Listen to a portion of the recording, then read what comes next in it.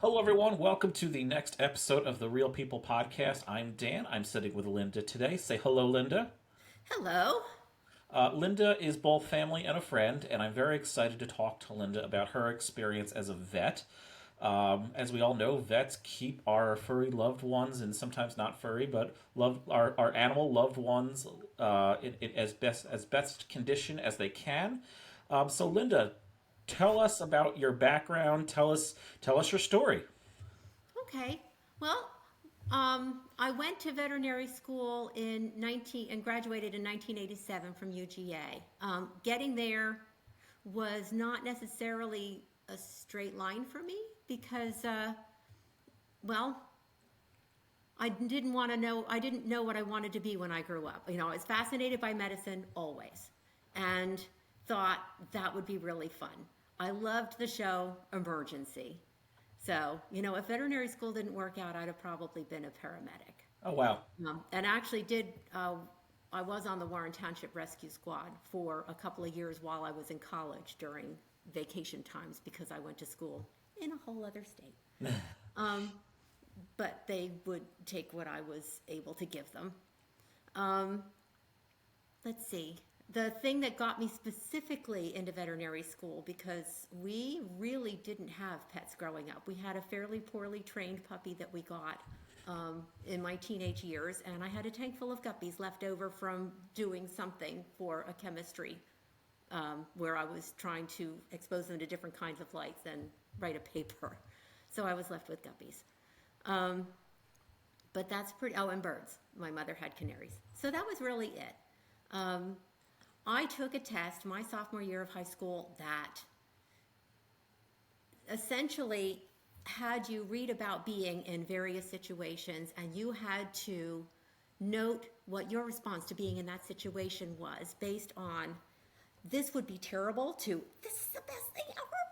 And they would match your responses to people who were happy and successful in their fields.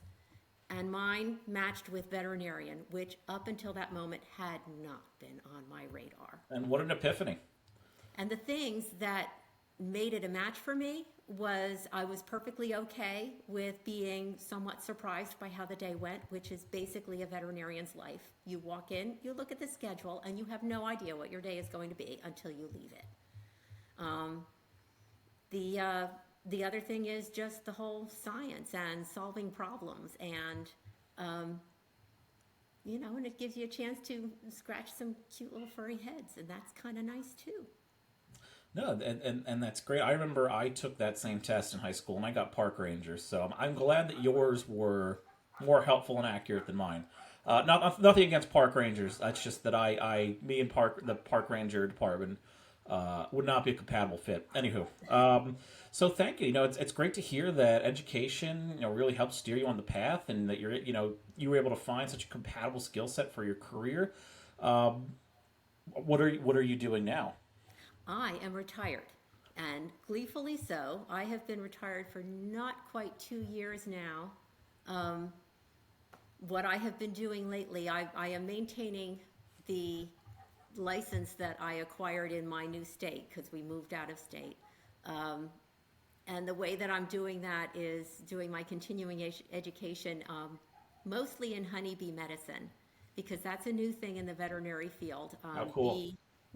Honeybees were listed as food animals in 2017. And what that means is that in order to get like antibiotics to treat foul brood, for instance, uh, you need a prescription for that because antibiotics have been way over prescribed and they're becoming less effective and quietly murdering a very crucial microbiome to all of us. So it's they need to be used judiciously.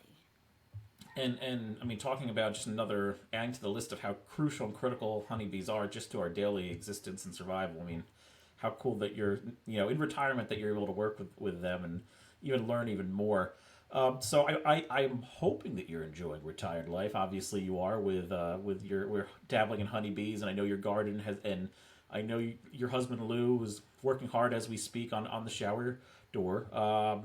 But what's changed since you started? I imagine there's been a lot of evolution and changes in the field. Changes in the field has been a great deal. When I first graduated in 1987, there were relatively few specialists available. So a newly minted veterinarian needed to go out in the world and pretty much do and be everything. You needed to be the general healthcare provider. You needed to be the endocrinologist, the surgeon, the social worker. Sure, sure. It's everything. Um, and now we do have specialists. So an awful lot of the more complicated surgeries get referred. We only refer the most puzzling cases. For instance, I have never worked at a practice that was able to do plating of fractured bones. Wow. But I have done pinning of fractured bones. There are some fractures that are amenable to that, but you got to know how to do it. Right, right. And really, and it's not just, and you're talking about specialization, it's not just dogs, cats. It is the whole, it's the whole spectrum of It's the animals whole that you need. spectrum of Right. non-human animals. Wow, that's really impressive that you're able to, and that's what the education called for, and that you were able to do it and succeed. And you practiced in New Jersey. Yes. Excellent. Well, as anyone asking, we are located. We do these interviews. Well, mostly based in Central New Jersey. But what's something how long did you practice for before I ask my next question?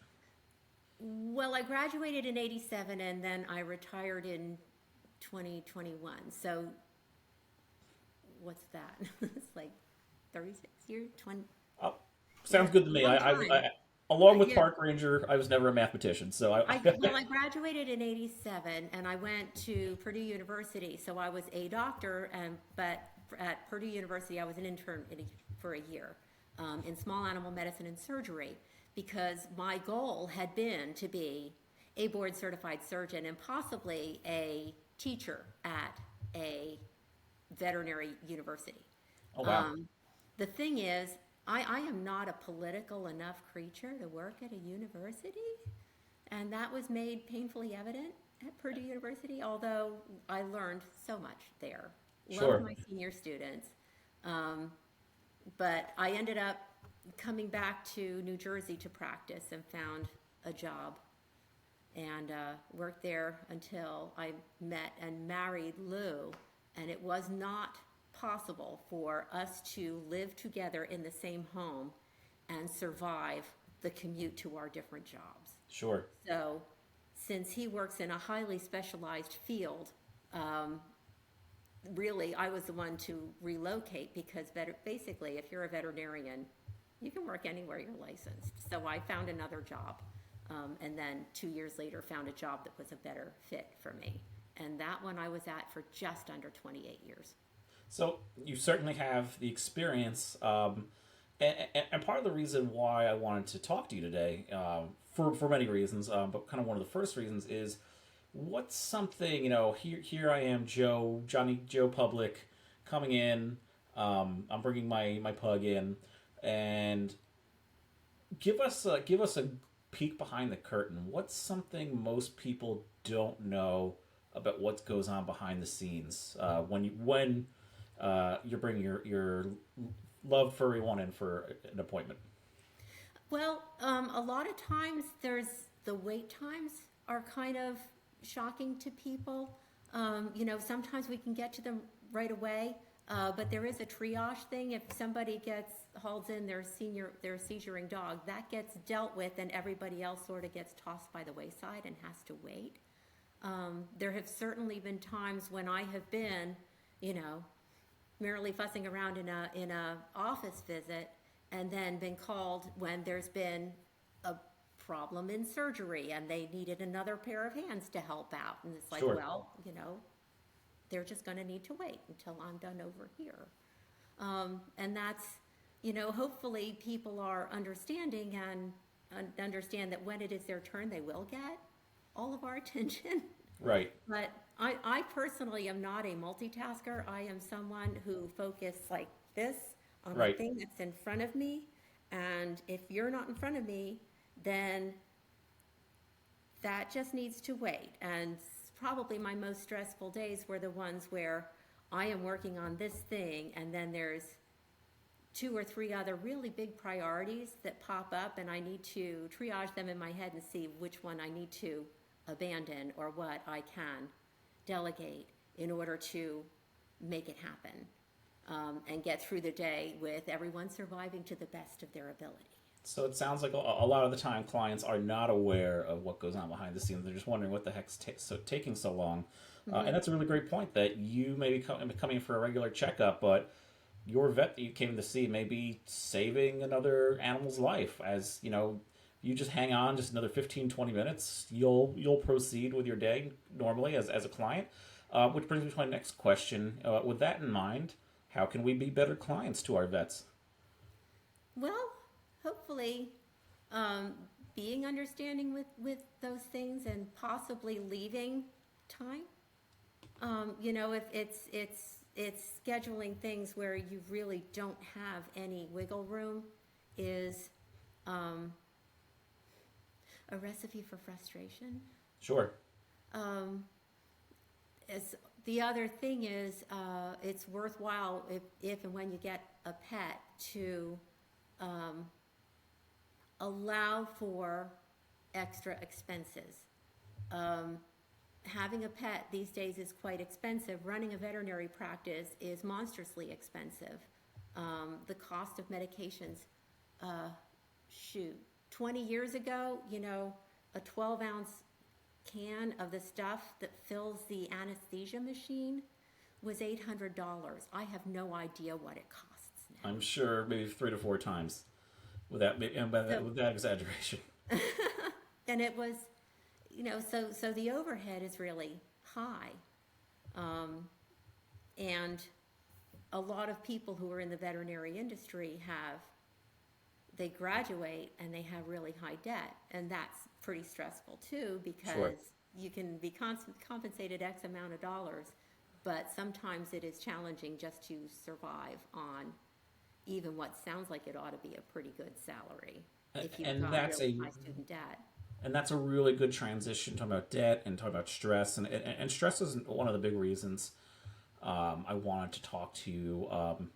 I don't think a lot of people know the mental health struggles that the veterinary field undergoes and is undergoing. I'd like to share a link Linda directed me to called Not One More Vet, and I'll share that in the description below.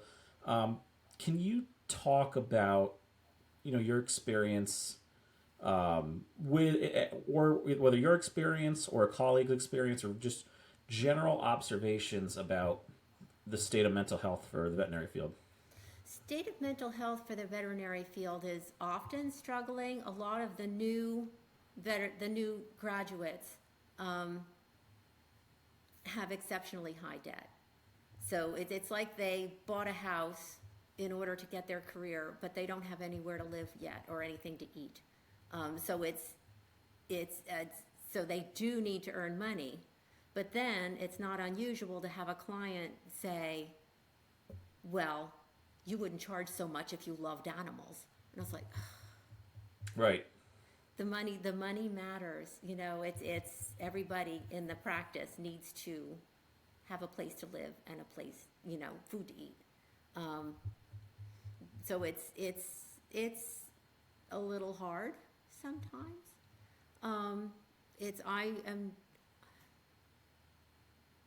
I do not know of any colleagues who don't know someone who's committed suicide.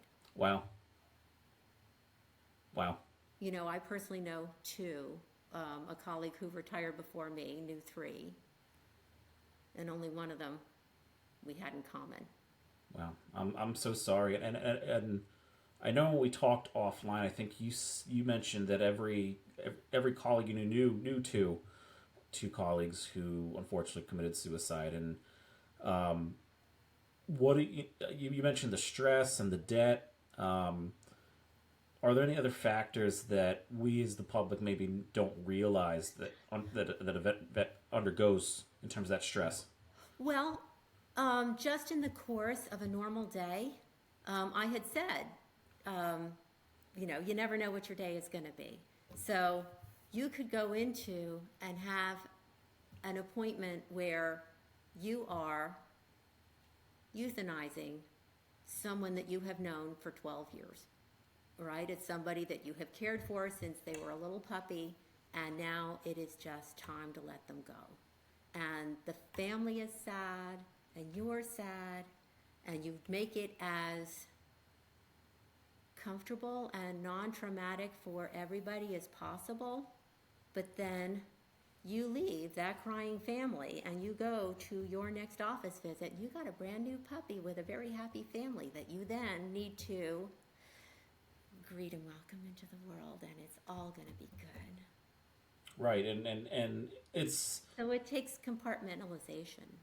right, and that's godlike compartmentalization to be able to turn that switch off and be able to go from grieving to your stage face of and jazz hands to do it almost instantly, and that just seems that can seem impossible, and I think anyone listening could certainly appreciate and hopefully understand a little more of what the mental health struggles that veterinary professionals go through.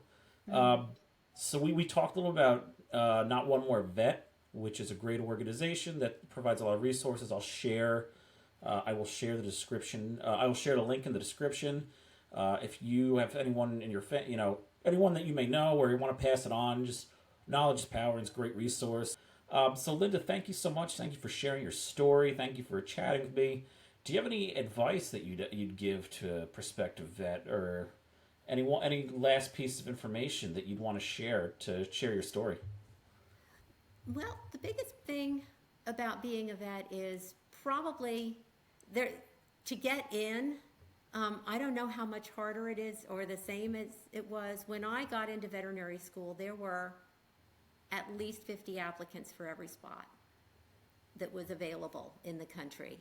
I don't know what it is now. So it's highly competitive. They can pick and choose who they want. They do like people who are strong in STEM. You got to know how to do math. Right. If you don't know algebra, you'll never get your drug doses right. This is really important. Huh. So it's math, it's science. There's a whole lot of biology. There's biochem. There's organic chemistry. But and also experience with animals. When I was filling out my applications, I needed to list the number of hours I spent working with animals. Well, all right, I worked as kennel help at a small animal hospital for a summer, but at my undergraduate, I was actually able to work with beef cattle for 4 years. Which, as a Jersey girl who had gabardine slacks and tent deck shoes when I first showed up there, that was really quite something. Excellent. Well, Linda, thank you so much for telling your story. I appreciate it. I hope everyone learned something new. That's the whole point of this podcast. Linda, you've been a great guest. Again, don't hesitate to check out Not One More Vet in the links below.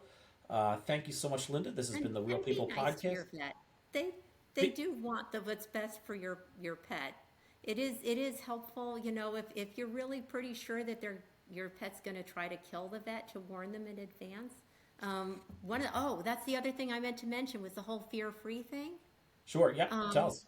Yeah, I'm hoping that they are teaching this in all of the universities, but just in the last 10 years or so, there has been this wellspring of working with the pets when they come in to make it as non-horrifying as possible.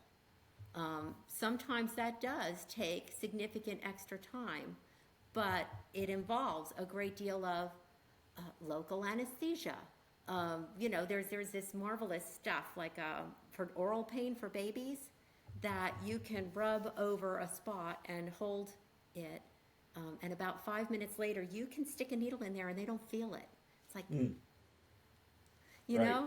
so not scaring them, not making it hurt, really makes a big difference in the experience of the pet. And if you never scare them, then they're not going to act out. Right. It just makes it so much easier for everybody. Because it's horrifying for clients to come in and see that their pet is scared out of their mind because they know they're going to get stabbed. You know, I wouldn't be very happy with knowing I'm going to get stabbed. Right. Thankfully, our vets know that Arthur, as long as you put some of that squirt cheese in front of him, you can do whatever you want to him. So, Distraction is an amazing thing. yes, Wonderful. yes, absolutely. Linda, thanks so much for your expertise, your experience, your story. I really appreciate it. I hope everyone at home watching appreciates. This has been the Real People Podcast. This has been Linda, our wonderful vet, and we're signing off for today. Thank you so much, everyone. Take care. Bye, Dan.